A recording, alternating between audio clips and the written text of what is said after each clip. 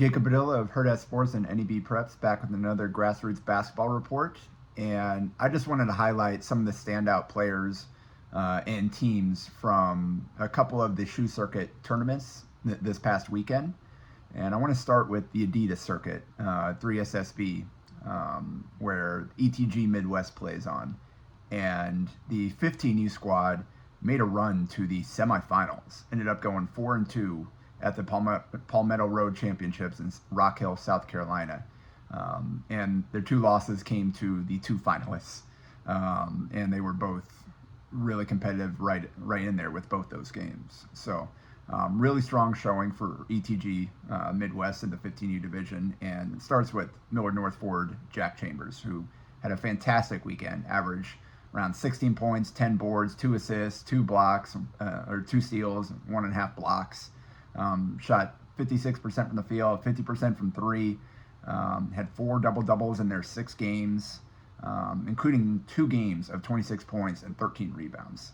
He's 6'5" forward who puts a lot of pressure on the rim as a driver. He rebounds at a high rate, and he's really disruptive defensively. So he had a really strong showing for them and will play a big role for the Mustangs this next season. His teammate, Elkhorn North guard Kellen Murphy, had a few good games as well and really provided a spark off the ETG bench.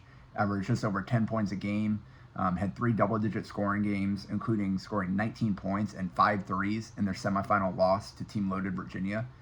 Really gave them a chance when some of the team's top players were struggling a little bit offensively. And that's kind of his role. Microwave scorer off the bench, comes in, can catch fire from 3, also has good touch when he puts the ball on the deck for floaters.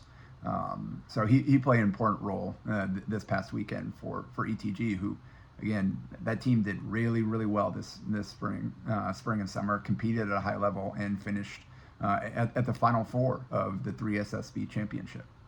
Personally, I was in Phoenix over the weekend for the Puma Circuit Pro 16 finals, and the 15s and 16s both held their tournaments there in Phoenix, while the 17s had pool play leading up to their finals in Indianapolis. And both the 15s and 16s made it to the quarterfinals. I'll start with the 15U team for Nebraska Supreme. I've mentioned him before in this series, but 2027 Norris guard Shane Holen is really the guy that makes that team go. Averaged 12 points, shot 50% from the field, almost 8 rebounds as a guard, all over the offensive glass, 1.5 steals. He's got really long arms and is active defensively. Crafty finisher around the basket, can really get downhill.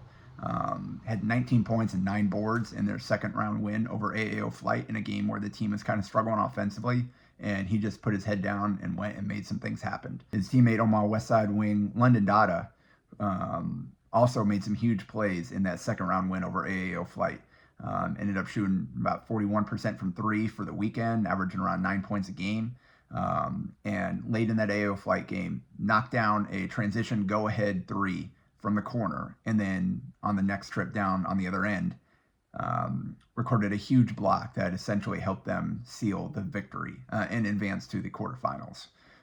So Dada is kind of talented kid who's got a chance to really turn into a really good player for Westside over the years as he continues to kind of fill out his frame and develop. About 6'5", long arms, can really catch and fire from 3. And he's a good athlete as well. So he's a guy that has a lot of long-term potential there and showed it this weekend for the 15U squad for Nebraska Supreme, who made a great run. They finished 3-1. They ended up winning their consolation game as well. I coached the 16U squad for Nebraska Supreme alongside Justin Fickle for Omaha North. We also made it to the quarterfinals before kind of letting one slip away against a really good team. Had a lead and just couldn't sustain it, but still a really good weekend for our team out there in Phoenix. And the guy that led the way for us this weekend was 2026 Lincoln Southwest point guard Uzziah Sanders. Averaged 13 points on almost 60% from the field, 44% from 3 boards, 2.5 assists, only 1 turnover a game. Again, shot almost 60% as a 5'9" guard. He's terrific in ball screens and in transition, can put a lot of pressure on the rim, getting downhill, and finishes at a high rate, including some tough ones through contact. And again, just 4 turnovers in 4 games, handling the ball quite a lot as our primary point guard. So Uzziah had a great weekend. He's going to, I think, step into a larger role for Lincoln Southwest this next season, and they're really going to need him. 2026 Ashland Greenwood forward Derek Tonjes also had a terrific weekend and has had a great season for us. Continued it this weekend in Phoenix, and despite rolling his ankle in the first half of the first game, kind of gutted through it the last 3.5 games, and you could not have, just watching him play, you wouldn't have realized that he was playing hurt. Averaged 12 points on 51% from the field, 50% from three, hit all his free throws, almost 7 rebounds a game, almost 2 assists a game, over 2 stocks per game. Had 16 and 10 in our second round win over a really good one family team out of Florida. And he just, I kind of put out some highlights, but he just scored in every way possible. Finishing around the basket, scoring in the post, pull-up jumpers, catch and shoot threes, putting it on the deck and creating his own shot off the bounce. He just had a terrific weekend and is a really good player that Ashland Greenwood is going to rely on even more this next season. In addition to the Pro 16 finals, they also had a next division there for the kind of second division teams to play games as well in Phoenix. And one of those was Nebraska Hoops Elite Skirka.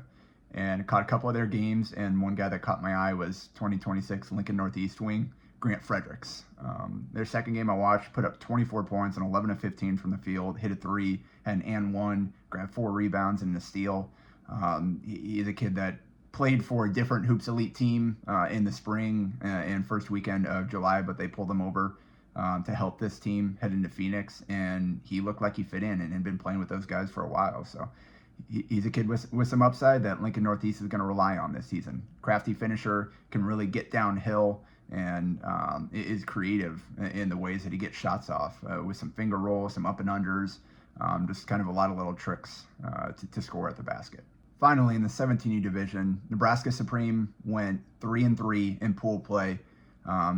Failed to qualify for the bracket next week in Indianapolis, unfortunately, but every game was competitive. They had a chance to win a couple of games against some really good teams and just came up a little bit short. That being said, a couple of guys really stood out, starting with Omaha Amir Martin, 25 guard who was at Omaha Bryan last year. Led the team in scoring on the weekend, averaged almost 13 points a game, 46% from the field, 42% from three. Only missed 1 free throw and 12 of 13 from the line on the weekend. Grabbed 5 rebounds. He's a big wing who can really catch fire from deep, has deep range, and does a good job of kind of using his frame to get downhill and either draw fouls or finish around the basket as well. He's a talented kid. Had a great weekend, scored 21 points and hit 5 threes in a really good win for that team over Team CPSA Pro 16, who ended up qualifying for the bracket out of the pool, finishing second place in their pool. So that was a really good win for that team. And Amir was kind of the driving force behind it. Teammate 2025 Lincoln Northeast point guard Lazarick Houston is the guy that has made that team go all season long, and had another good weekend. Averaged about 11 points, 4 rebounds, 4 assists, with a 3-to-1 assist to turnover ratio. He had 22 points and 8 assists in that win over CPSA. Also had another 20-point game later in the weekend. Had 7 assists in their last game against a really good San Antonio Future team that includes a 5-star and some other D1 guys. And they had him on the ropes, and Future kind of hit a go-ahead 3 late and then got a stop there to secure that victory.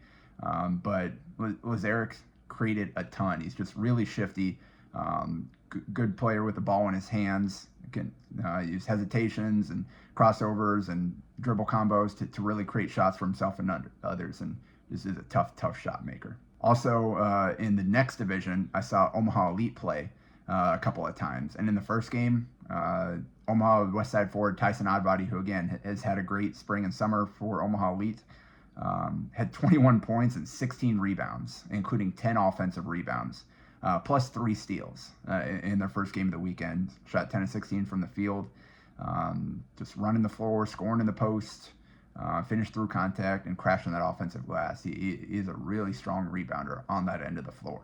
And then later in the weekend, I saw them play again, and this time it was 2025 Millard West guard Reese Carson who led the way. put up 26 points and 9 of 15 from the field, including 4 of 8 from 3, hit all 4 of his free throws, 6 rebounds, 3 assists, 2 steals. And Omaha Elite got off to a slow start, and he single-handedly put the team on his back and got them back into the game after falling behind early. He scored their first 14 points, and again, finished with 26. He's a kid that can score in a lot of ways, catch and shoot, can put the ball on the deck, make plays for himself and for others. And he's another one that has had a really strong spring and summer for Omaha Elite.